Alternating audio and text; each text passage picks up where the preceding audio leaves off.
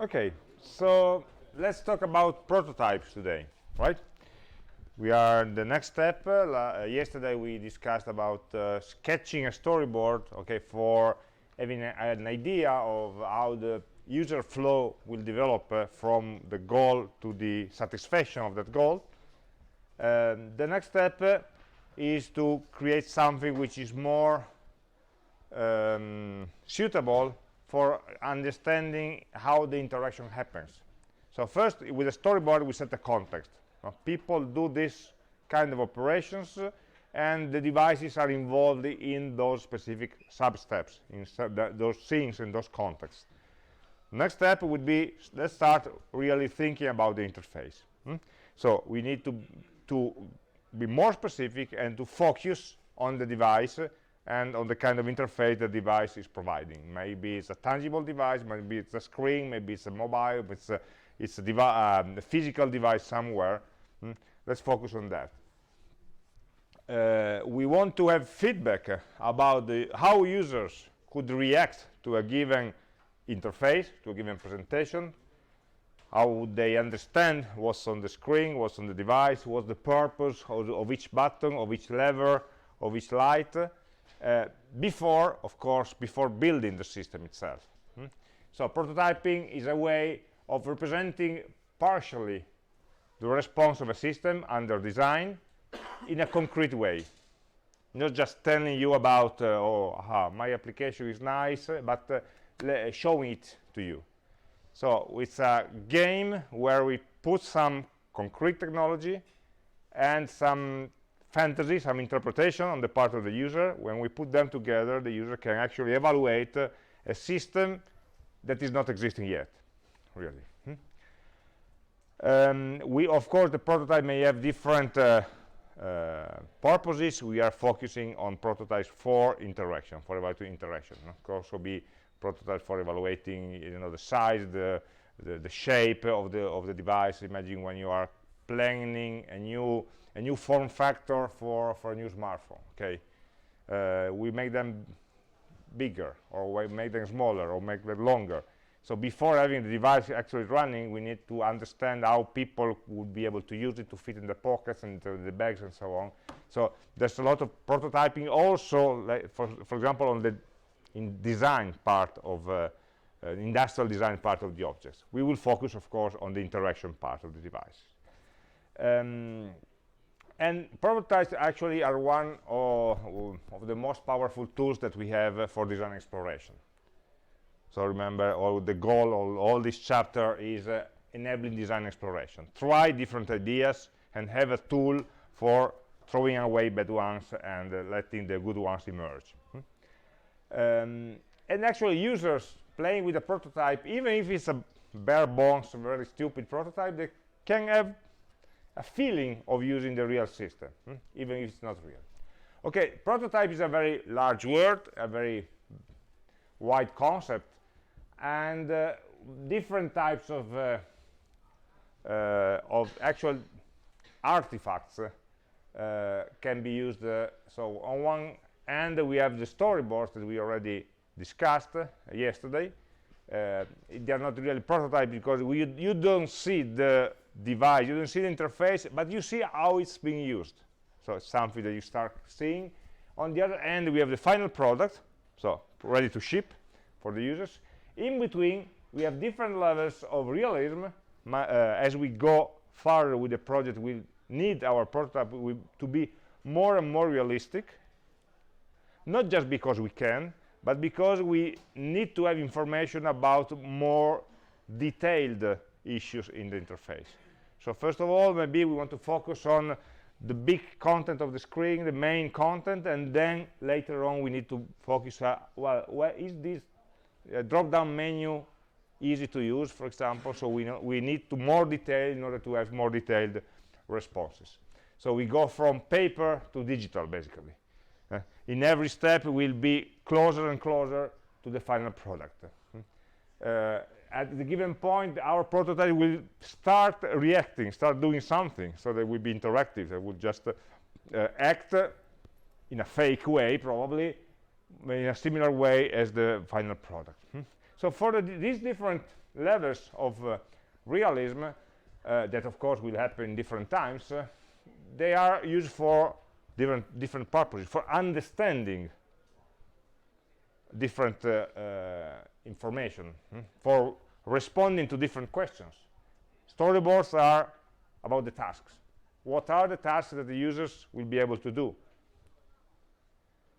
It's the same question as what are the tasks that the system will enable the user to do? Because whenever we talk about the user, there's always a system supporting directions. Paper prototypes talk about interactions that the users have at every step.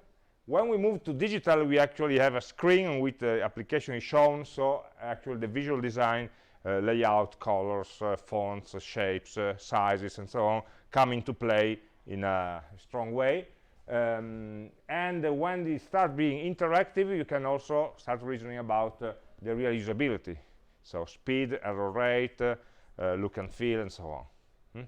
So it's a lot of information that we are trying to gather in different steps. And the final goal, of course, is to be able to test this inside the design group and with users, getting feedback, and risking, also being able to risk, try something new, and then change your idea, or decide that it's a good solution and then go on. Okay, so again, the key word here is quickly. Prototypes should not be something that takes months to build, should take hours or maybe one day, no more than that. Otherwise, it's not a prototype, at least in the first stages. As we go on, the space for change is being more and more reduced. Okay, at the beginning, we can explore more widely, then we decide some milestones, some big points, and we focus on the next step where some ideas, maybe the navigation structure is already fixed, and then we work on each individual page. So there will be less space for exploration and more depth in exploration. So we need to have more details over less variability of possible solutions. But the idea is always the same. We are trying to move into a design space, try different solutions, and throw away the bad ones. We can think that this process is very heavy. So every design step you have, you need to think about alternatives. You need to, let's say, formalize them or show them or draw them, and then test them with users. So for every little detail. That would be too expensive, of course, to do really in this way for every little detail, every user testing, having a prototype specific for that. So what we'll try to do in real life, not just in the course, is to have a balance. Okay, let's try to focus real tests with users on the most important decisions, and for the other decisions, let's be guided by our knowledge and by some set of rules or heuristics or guidelines that will help us restrict the space for exploration, trying to stay on safe ground, let's say. Let's not explore, well, for important things, let's explore the savanna, the wilderness. Okay, so we go on the trees and try to explore. Maybe there are some dangers, but it's important to get it right. But for the more normal things, let's stay on a known path.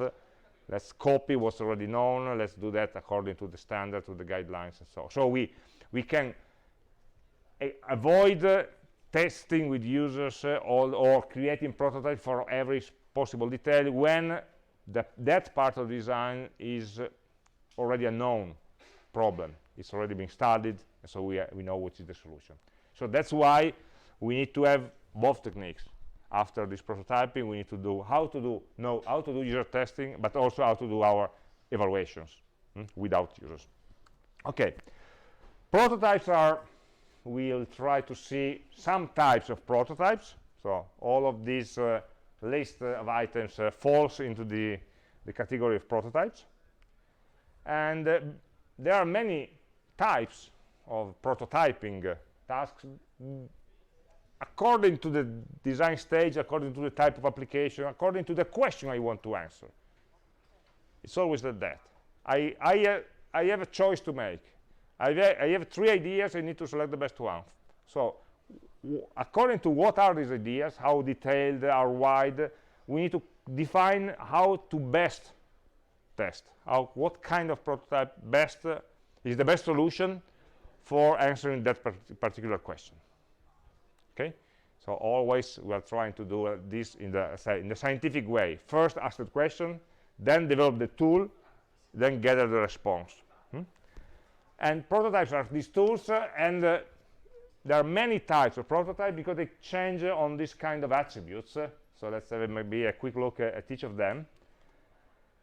First of all, the purpose of a prototype is always to help us in exploring the design, and we already say that according to the stage of the project, we call them in a different way in the previous slide, but it's the same topic. First, we were focused about tasks. We want to understand tasks, then we want to understand the interface, and then we want to understand the usability of specific aspects of the interface. So different kinds of questions, and so we build different types of prototypes for helping us answer this different type of questions. And the way we use the prototype, so there are different types of prototypes, and we can use different methods for extracting the answer from the prototype, from user testing to expert analysis, which are the 2 opposite ways, involving the users or just trying to evaluate them ourselves. And then there's all the middle ground, involving a small group of users, trying to use some guidelines and so on. So it's something that these topics will be for the next chapter. A prototype, from the point of view of durability, it may have different roles in the software development process. So we may have throwaway prototypes. They're called exploratory here in the slide, but let's not fix on the names. Something throwaway, so something I need for understanding a given issue, for answering a question, and then after that I won't need it anymore. So it serves a purpose, and after the purpose has been satisfied, I don't need that specific prototype anymore. A lot of prototypes are like this. Some can be more experimental or even operational. So say, especially the last one, is about the system itself during development can be a prototype for itself. So while I'm developing something, if I start developing the user interface, well, it's not finished maybe, there's no backend yet, but there's already something running. So we can already test something, especially if we have an incremental design process where we go through different iterations. Each iteration is a prototype for the next one. You do that every time when you're trying to use some beta tool, some beta application. You start downloading it and you start actually testing it on behalf of the author. And then it will change probably, hopefully also, in response to how you are using that. So it may be that the prototype slowly becomes the system. So the difference between systems and prototypes is not so sharp in some cases. This is an example of how these 3 types of prototypes interact with the design flow. So for example, a throwaway prototype is something that just you have some ideas, some requirements, some needs, you want to test them, you build a prototype, evaluate it, and if it's okay, if the evaluation gives you a good answer, then you know you have validated your requirements, you have validated your choices. Otherwise, you just change and iterate here, but the purpose of the prototype, you see, it doesn't survive after that. The purpose is having some information that you want to know about the project being validated. An incremental prototype Well, it doesn't happen so easily, because it's the idea for systems that can be developed in modules, in a modular way. So imagine a big application in which you have different parts. So you start developing part number 1, the module 1, and start deploying it. And then, so the prototype for module 1 becomes the application, version 1 of the application. Then you add some functionality on the side. You start developing it. You already have a framework of the application in which to insert that. And so you have some beta version, trial version, advanced version, or early access version, how they call them, which would already have those new functionalities. Those can be used for testing, and then after testing they become the second version of the application, and then you start working on the third one. It's not always possible, because it assumes that the application can be built in modular way from different modules, and when you work on module 2 you try not to touch module 1 anymore. Is not so often the case, and also it assumes that the first modules are already useful, so people are already using that. So they may be incomplete, but they already give some value to the user.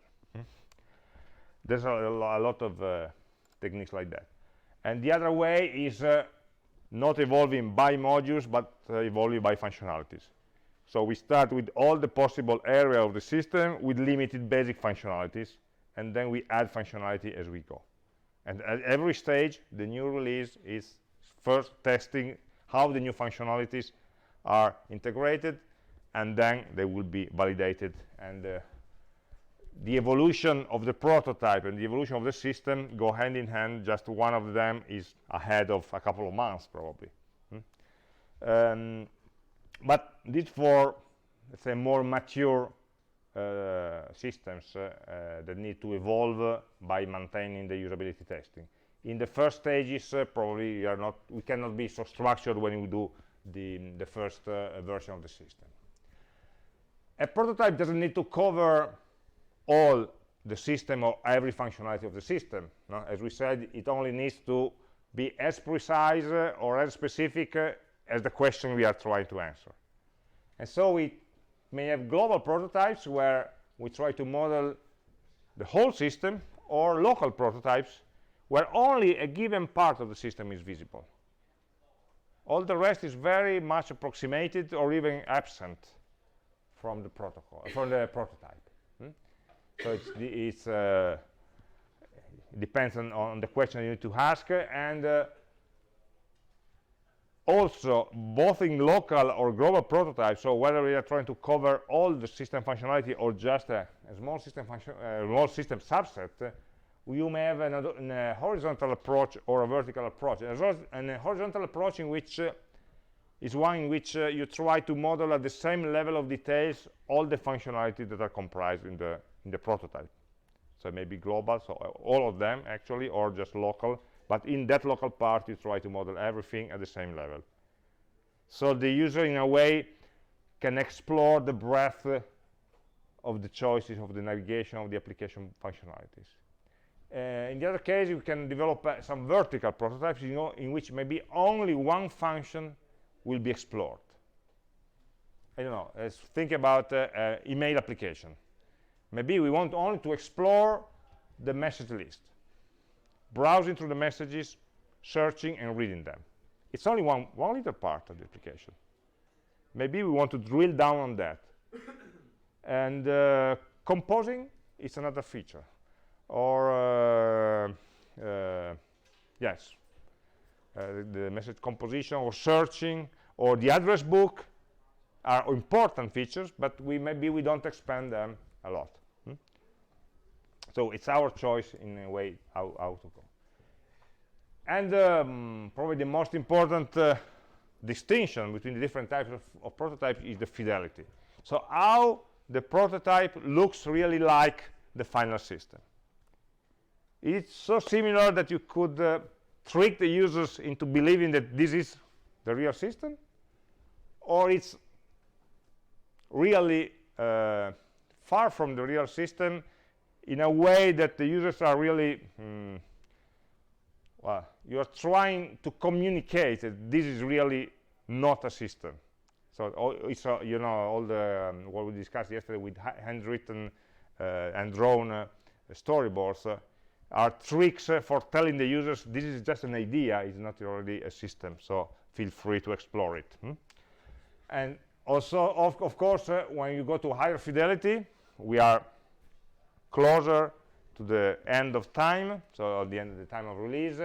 They will be also more expensive to build, but they may have maybe some dynamicity, some interaction in them, while low fidelity prototypes are more crude. So these are a comparison, for example, of what can be low fidelity versus a high fidelity prototype for the same dialog box. Okay, this I'm cheating because this is the real one. Okay, it's not a prototype, but it's taken from the real application. But let's forget about that for a moment. So you see that, well, the question is not which is nicer. The question is which kind of information can I extract from the left one, and which kind of information can I extract from the right one. In the right one, I am more probably drawn towards the details, the alignment. You know, I am appreciating that maybe there's this dotted line around the selected tabs that is telling me something, that the focus of the interface is there. And on the left-hand side, maybe it's more about whether the right information is in the right place. For example, the orientation, does it really fit into paper size? The width and height of the page, yes, which is not the width and height of the margins. So, for example, when setting, we already know this dialog, we know how to use it. But imagine that a new user reads that, width and height. Is that the physical size of the page, the paper, or the size of the text that will fit inside the page? We know that the paper size refers to the paper, and the margin will refer to the text, to the content. Okay? But whether the users really understand that, whether this is the place to put this information, whether this is the right name, is something that we can explore here. Okay? Is the information in the right place? Do we have all the information that we need? Do users understand what is the purpose of the default button, for example? We don't need to have a real working button for understanding whether this can. I probably don't understand what the default is for. By looking at this screen, really, I'm asking myself, what happens if I click on default? Default of what? Of the paper size? No, because I'm not behind this tab. This button is outside the tab. So default for what? For all 4 categories? Does it apply to the document, or does it apply to the printer? Because paper source is a printer property. So it's very confusing to me, the meaning of this button. It is today. I really wouldn't know what happens. Probably, if you ask me to draw this dialog by memory, I wouldn't remember that this button is there. So all this kind of confusion or understanding doesn't need to have a high fidelity prototype. It's a set of questions that we already start discussing here. And it's very quick. Let's decide to move it or to change the name or whatever to this button, depending on the functionality it's trying to hide, because right now it cannot be understood, easily at least. You need to try and to think, but it's not good at usability. At this stage, you are no longer thinking about this. You know, it's more about the details, the shortcuts, and so on. So they really have different purposes. It's not just that the left one is quicker to draw. It is, actually, but it's not the real reason. Because it focuses on the content, on the elements that are there. because you don't get distracted by the shadows, by the fonts, by the decorations, and so on. So the only thing you can comment are the contents. Many prototypes are just static, like a picture. You see that, and you pretend using them. Oh, this is not really static, because you see that there's a sort of sticky note here. So a small piece of paper, you cut out a part of a post-it note, so you can move the selection across the portrait and landscape, like simulating these two buttons. So you can play some interactivity also with paper prototype. We'll see nice examples later. But of course, at a given point, we want the prototypes to not just to show one screen, but also to show what happens if you click on a screen, or you click on a button, you click on an item, or whatever. So you want your prototype to become dynamic, or even interactive. What's the difference between dynamic and interactive? A dynamic prototype is a prototype that has different say screens, and it will evolve across these screens. But by me, this evolution is fixed, or is predefined. So there's really not a system behind that doing computation. There's not an algorithm. There's just a sequence of screens, or a tree of possible screens, that you can go through in a predefined manner. Interactive means that actually the next screen is determined dynamically by simulating the real system. So it will have a response which is more direct, a consequence of your actions. In the first case, your possible actions are very limited. We'll see some examples. So let's start with the simplest ones, paper prototypes. The comment I wrote here is how to start using an application months before implementing it. Using or pretending to use, really. But it feels like real. So paper prototypes are what the name implies. Pieces of paper in which we draw parts of an interface, or a sketch of the interface, or an approximation of the interface. And we can become creative. For example, here we saw that there's a longer strip of paper which is used to imagine all the view screen, all the content of the page on which we can scroll. So maybe we have a little mask on the shape of the smartphone, and we slide the mask through on top of the paper strip, and so we can simulate scrolling, simulate accessing the content. So how much content is visible in the first screen? How much a user does need to scroll to get the information he needs? Does he understand that he needs to scroll? And maybe some of that these are hand-drawn paper prototypes. The other on the right are printed paper prototypes. So they're more high fidelity. It's still paper, but they have the real icon, the real boxes, the real tiles taken from a given design style. So even with paper, you can so the idea is just having some sketches of screens, paper pieces, and they show the interface, menus, windows, dialogues, and how to interact with paper. Well, of course, it's not a real interaction, but it's quite natural to fake it. So if you want to click on a button, just use your finger and say, I would click here. So you could present an interface to a user and say, okay, create a new mail. And on the interface, the user will tell you which part of the interface is for creating mail according to them. Filter an email or order the mail by dates. Where does it go? Where does the finger go? Okay, so we can start playing that way.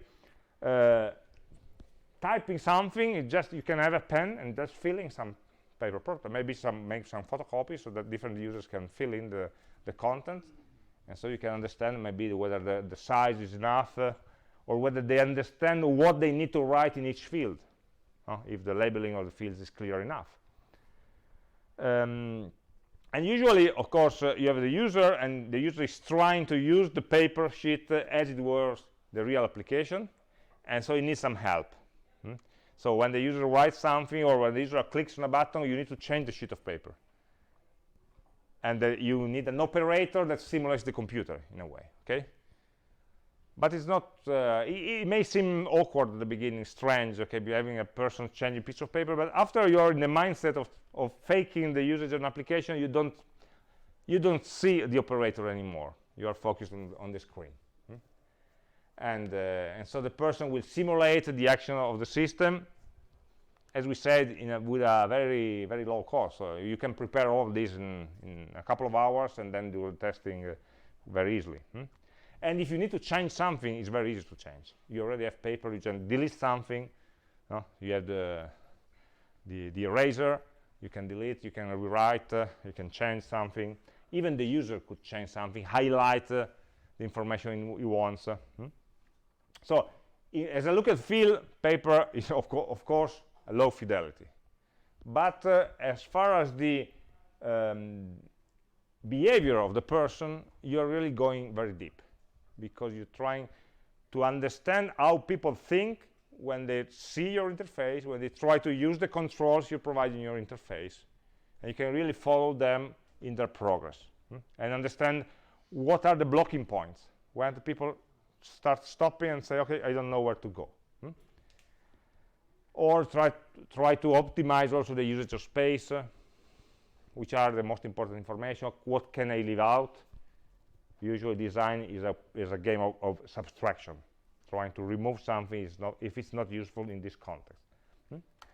And you don't need any high-level technology, something that you can find in kindergarten, let's say, paper, markers, and so on, photocopies, and maybe photocopying some.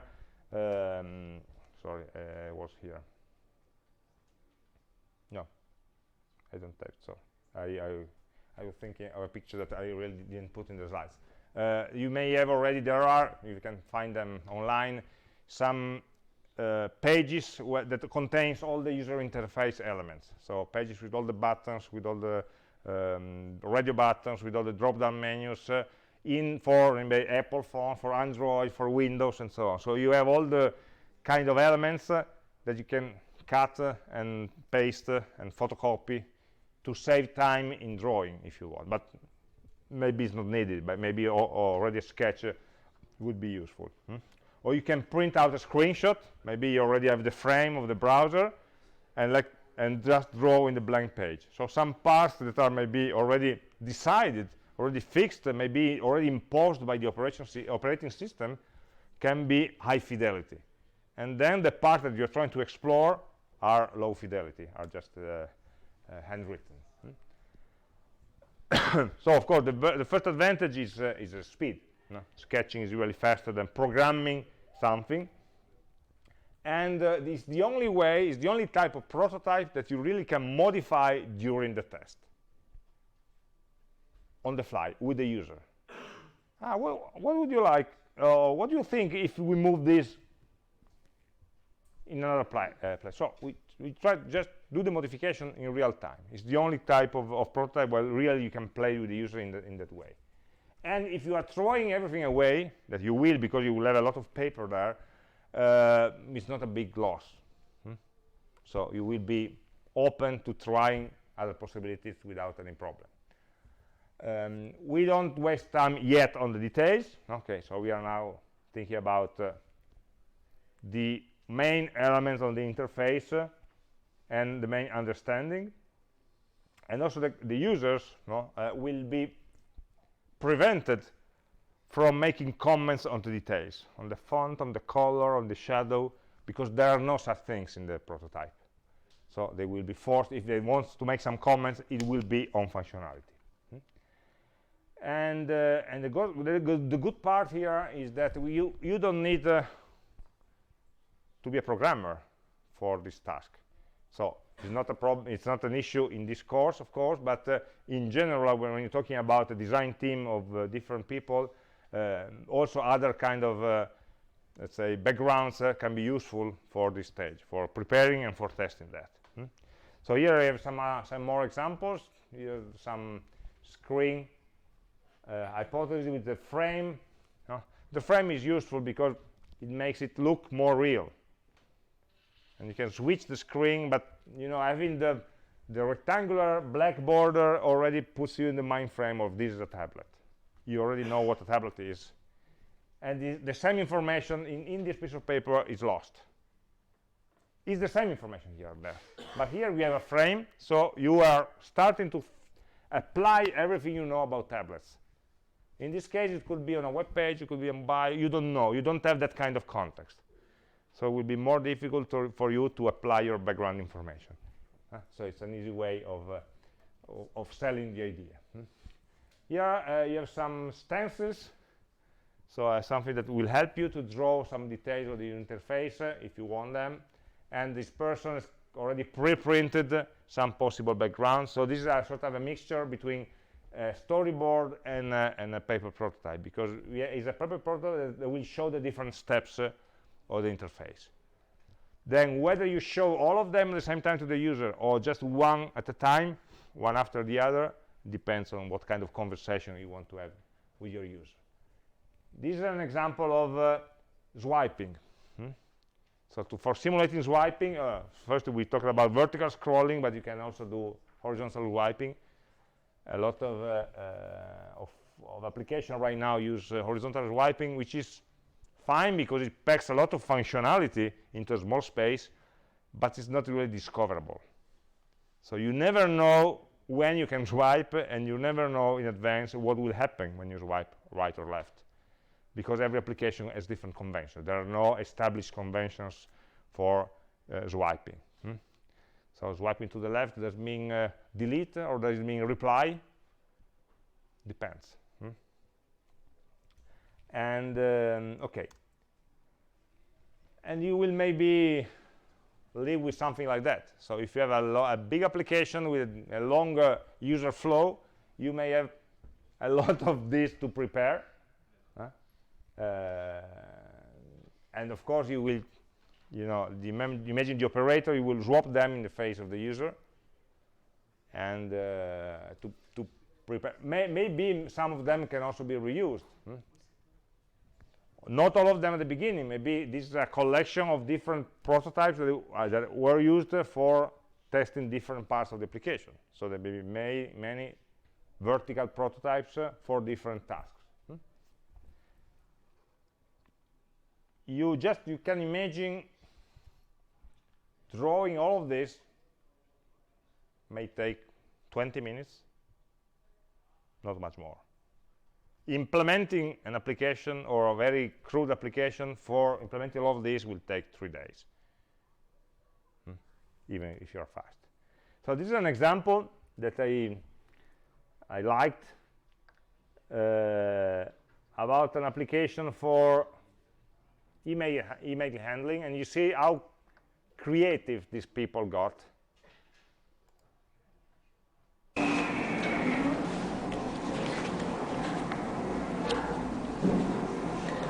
Window, click, and then expand with an accordion like. Pop-up menu. File, okay, that's there.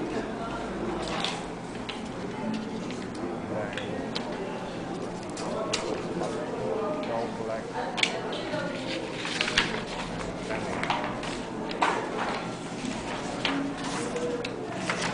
Open it, and so on. There's a lot of preparation here because part of the folding.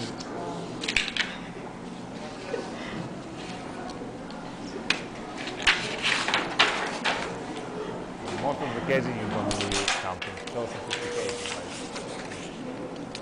it can really become pretty realistic.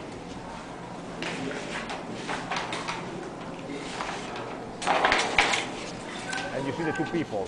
One is the tester that is using the application by clicking with the finger, and the other is the computer. The operator that simulates the computer.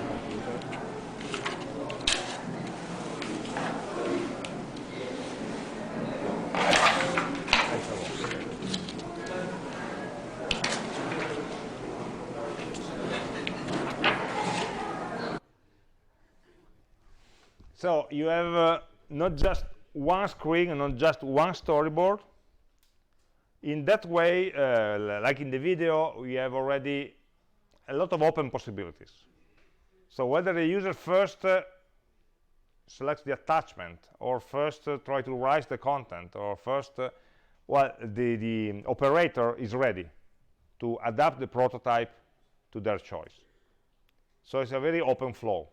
Okay, the interface in that case offered many possibilities, and the prototype was already ready to go in different directions.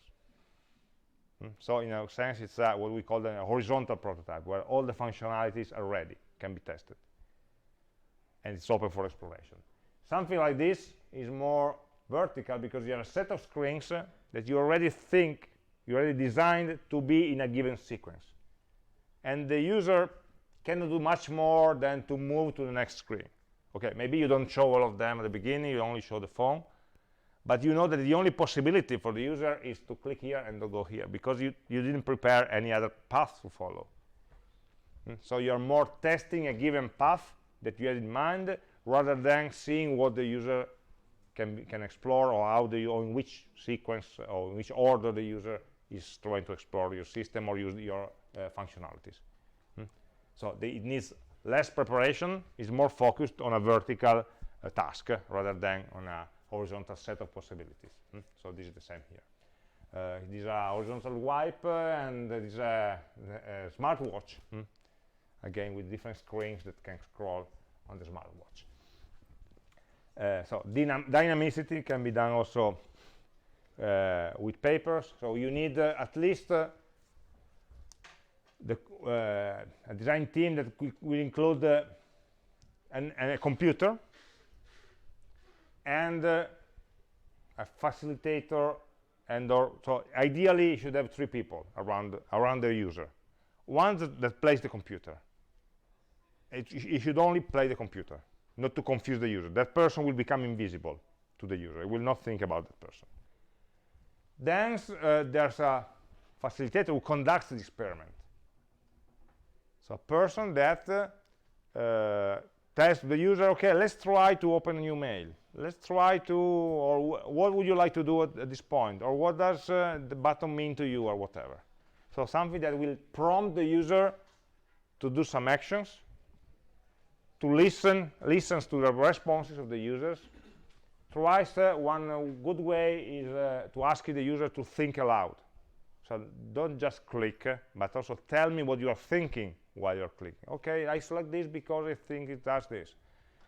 It's a good way of, you cannot read their mind, of course, so it's a good way to try to get not just the what they are doing, but also the why they make a given choice. Okay, and the facilitator already knows what the prototype can do, so he will try to keep the users on track, and to detect when the users are trying to go off track. That means that the prototype is not leading the users in the right direction, so the interface has something to be changed.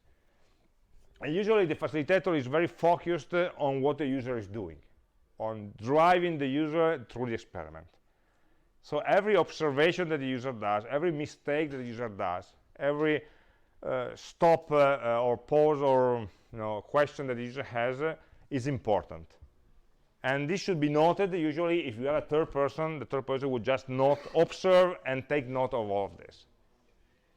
Usually the facilitator is not able to do that in real time while while guiding the users at the same time. So the ideal team would be at least 3 people, okay, around a given user. 2 will disappear in the user's mind, so the observer will be part of the wall, and the computer actor will be part of the table. And the facilitator is the only person that the user will interact with. So this is one possible protocol for testing a paper prototype. And so with that kind of protocol, what can we learn?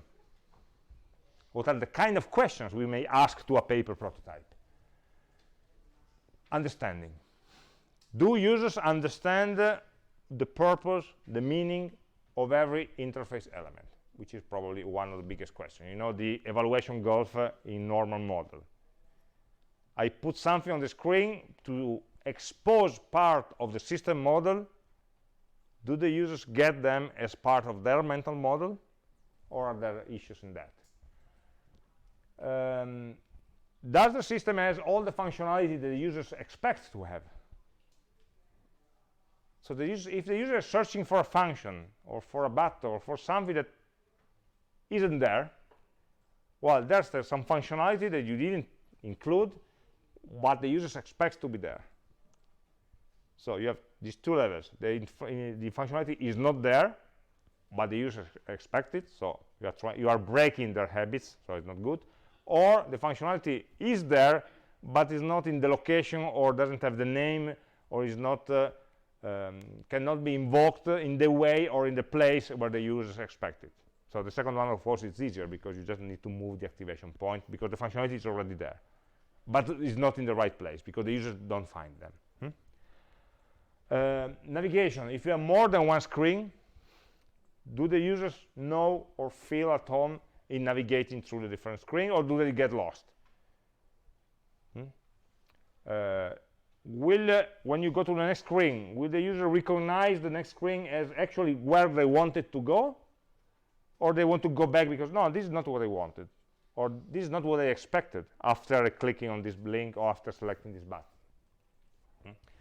And terminology is part of the understanding. So the labels, the name that you give to the button, to the labels, to the text fields, and so on.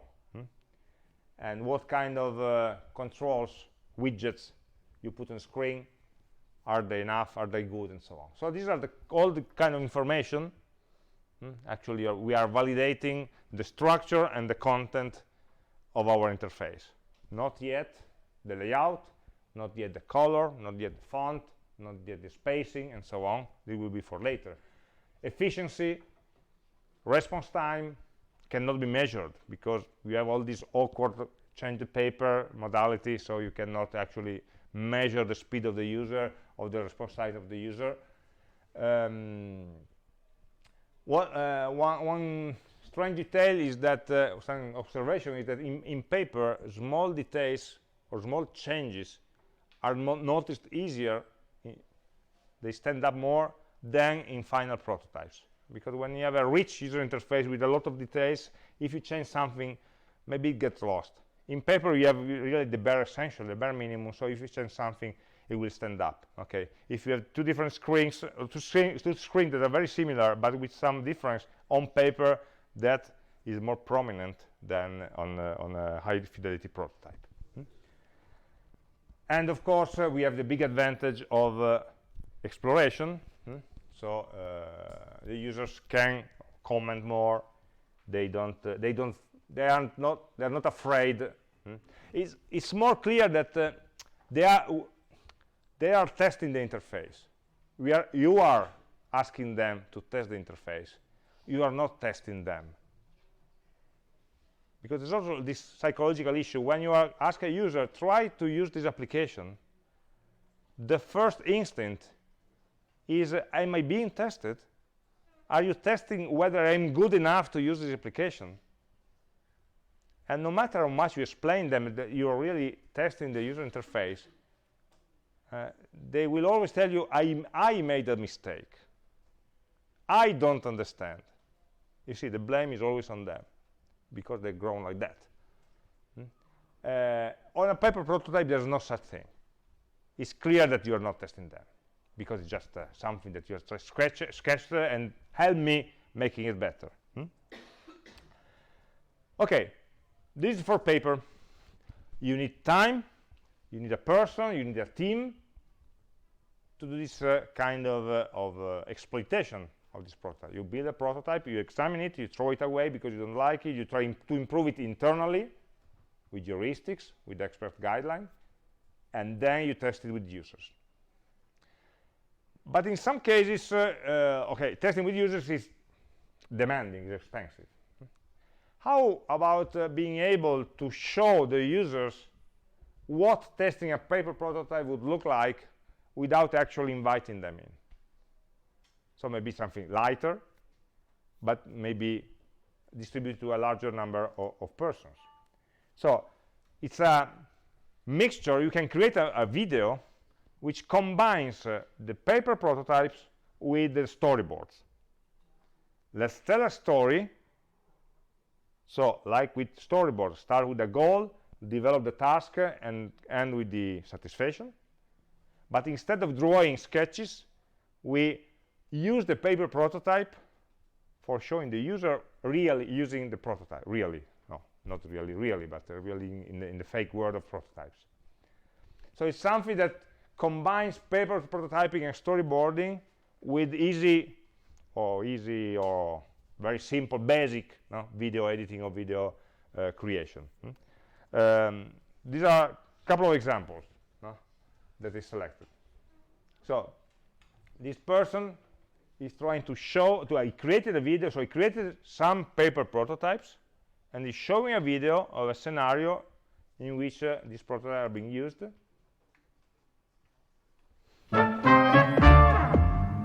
the goal of the application is creating a comics. So instead of Instagram where you have single pictures, you create a comic with what happened during the day. So I created a small video. They're set in the context. They're trying to explain the goal, what he's trying to accomplish. So he's taking some pictures, nothing new here. But these pictures in her mind are for telling a story of what happened. This was her first day on campus, so she's taking pictures of the campus.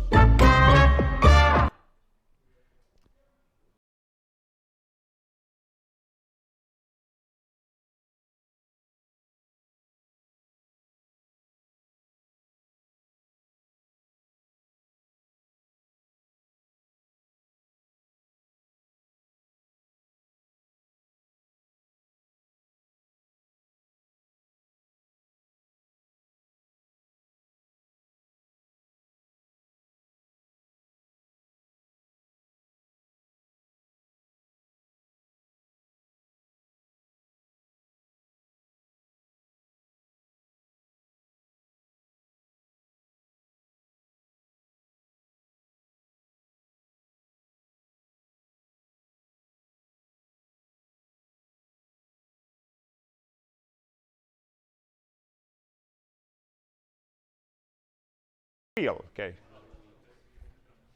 and sorry, this is another example with a different style. So what again is nice to see, okay, but what's the purpose? You can show this video to someone and ask them questions. Did you understand what she was doing? We can stop it. What do you do at this stage? What are the missing functionality? Okay, there were two, for example, one specific question. There were two tools shown in the video for adding text. One is for normal text and the other for the clip art text. Do you really need two of them, or just one would be enough? So already, without all the complexity of bringing 100 pieces of paper, you can show the scenario and then ask questions about it. I selected this other one because it has a different style. Different video style. It's time to go. With a click of a button, Carissa sets Walkabout in motion. Stop motion. Just pictures, not videos. She doesn't have a lot of time for exercise in her day, but she likes to stay healthy by walking to and from her destinations. So this is an application that tries to incentivize people to walk more. And check her Walkabout progress. With some sort of gamification. Say, Walkabout counts the steps that she makes in her everyday life and converts 1,000 them into steps a personal before journey. giving course, or maybe you can simulate climbing a mountain. So we'll say, okay, with She's the at steps you made 28,000 today, feet, about you to ride reach up the to this Hillary point step, of and this she decides mountain. to take a look around. Ryan's feeling competitive. And it will He also pulls show up different Walkabout users. and challenges his friend Brendan to a walk-off.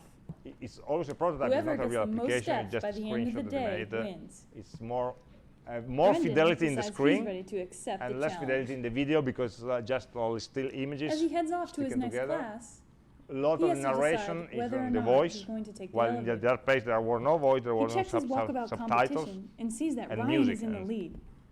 Brendan heads up the stairs. So this voice gets boring after a Should while. Ryan take the long way to work or the short way? With more at stake than there used to be, he sets off. Carissa checks her phone.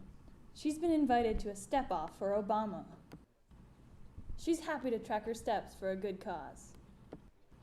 Ryan's also been invited to the step-off. He decides to join too. Everyone's steps are accumulated So they cooperatively. can walk for a cause or walk for a Joining up challenge is a no-brainer with for other Brendan. friends.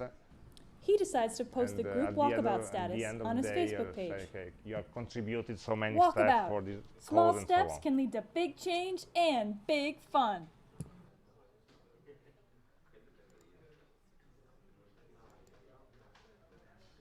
Okay, so it's you see different styles, different fidelities, but the idea is the same.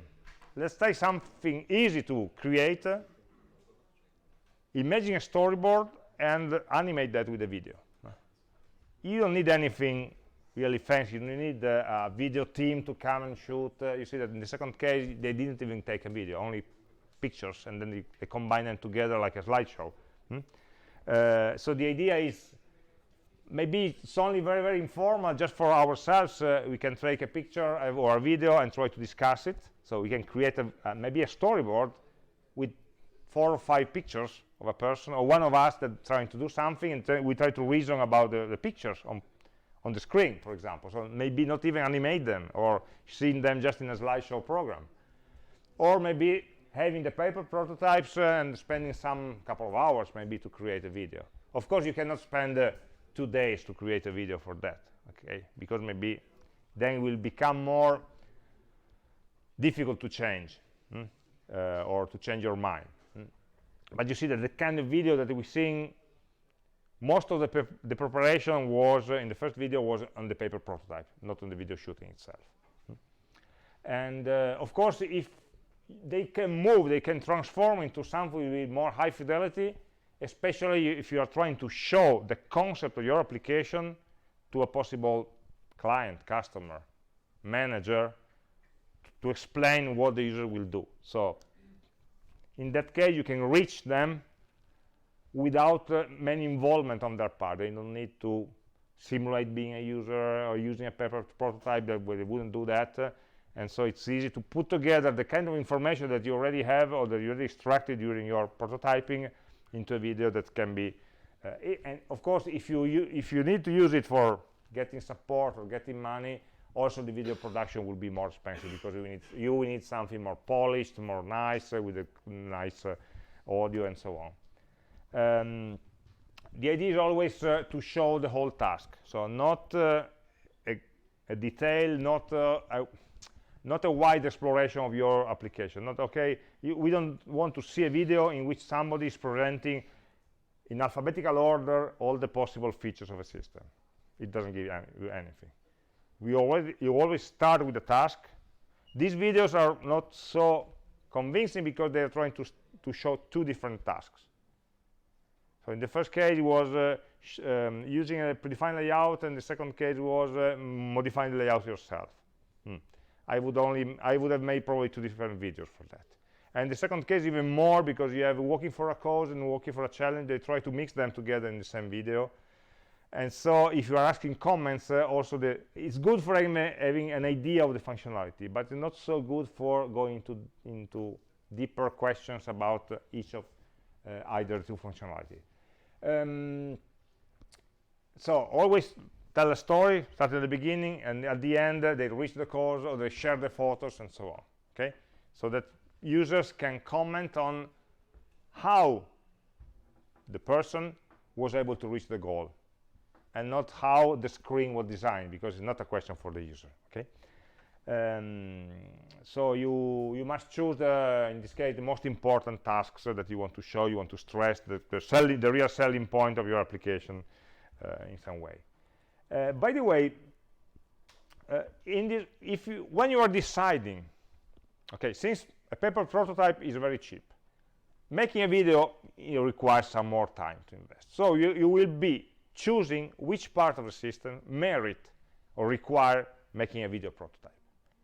So in a way, you are implicitly making a priority among the different tasks that your system will support. Not the screens, not the features, the tasks. So you are deciding this task is more important, so I want to show it better using a video. And that will also translate into marketing. So it means that for the whole application, the more this activity, this task, this goal is more important for the users. So maybe if I have to prioritize to create a minimum viable product, so a product that can be used by the users with a minimum amount of functionalities, okay, those functionalities that I show in the video should be in the application, because I decided, or I understood that those are more important for the users.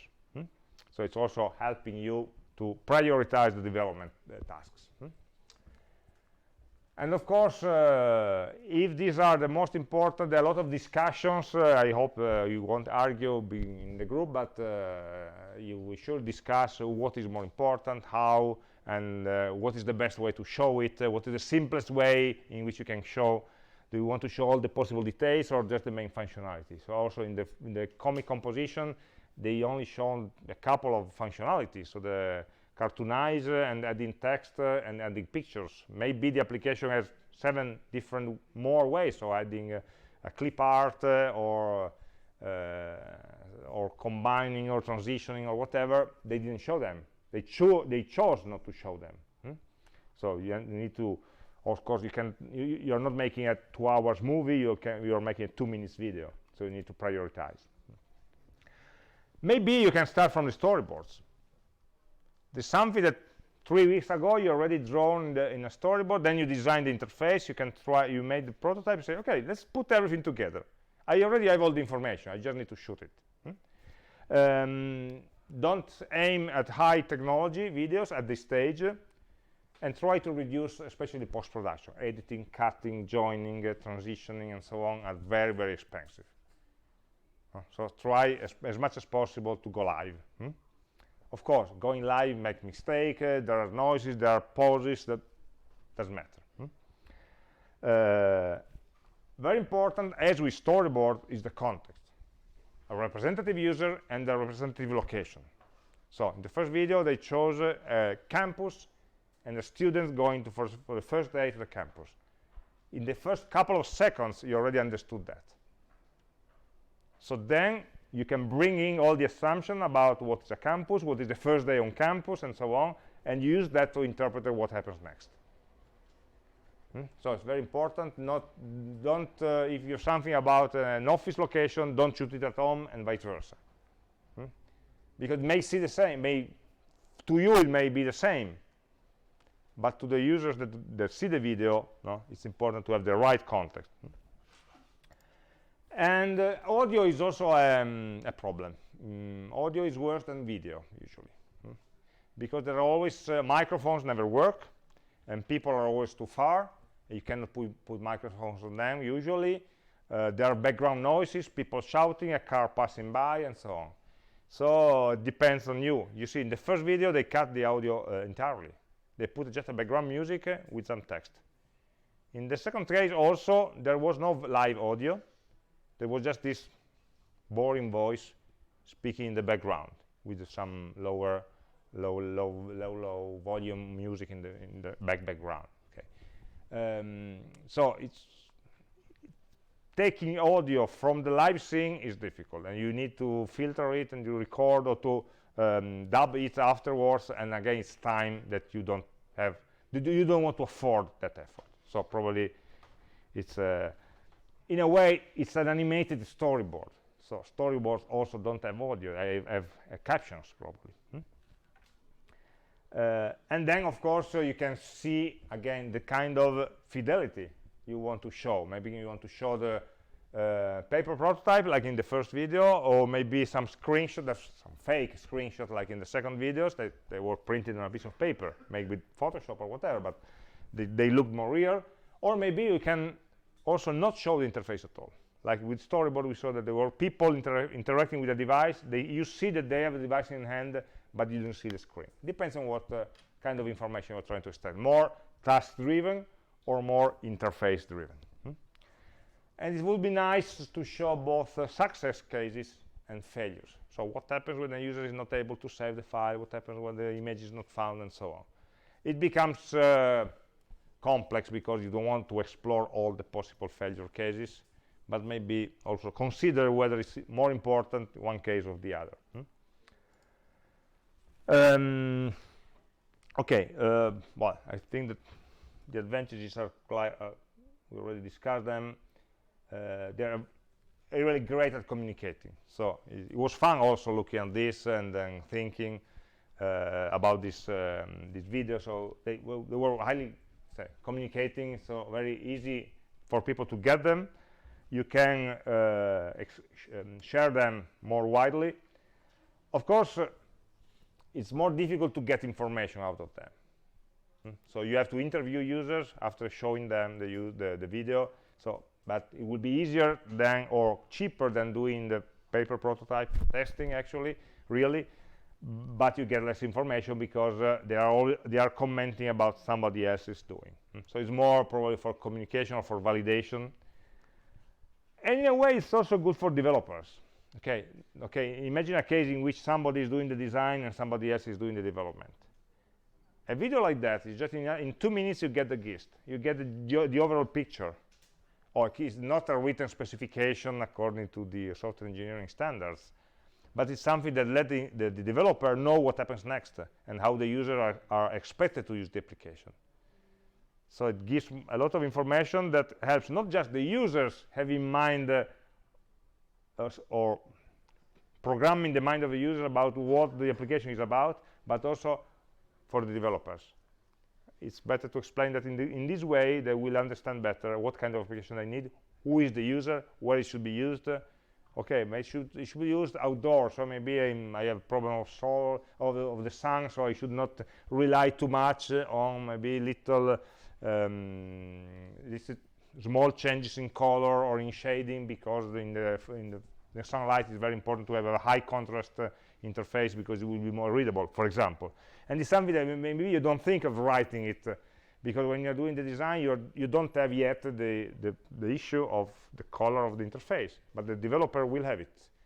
And if the developer already starts thinking about the right environment, then we will do the right choice in design, and you have one less error to correct during testing. So it's also useful as a tool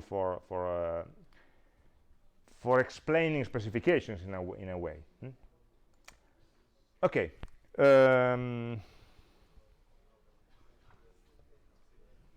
Well, I probably stop here because the next chapter, yes, I want to show also a couple of examples. So we'll finish this topic in the next week. Tomorrow you will have in the lab the first assignment about need finding. So you will find a document in which you will describe the tasks, and you can start planning the need finding during the lab of tomorrow. So deciding the interview, the observation, the users, and so on.